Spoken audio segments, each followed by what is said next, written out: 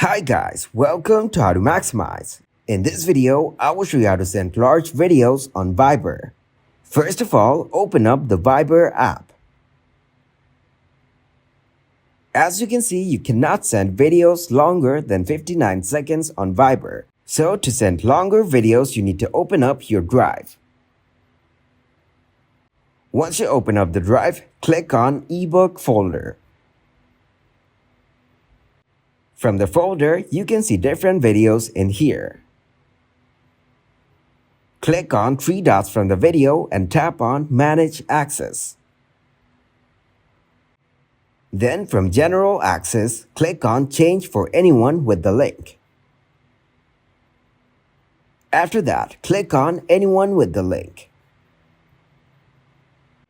Provide access of the video to anyone you send the link to. Then copy the video link from the top right corner. Go back to Viber and paste the link in your group chat. Then tap to send the link. The users of the group can use the link to watch the long video. Thanks for watching, and please leave a like, subscribe, and share.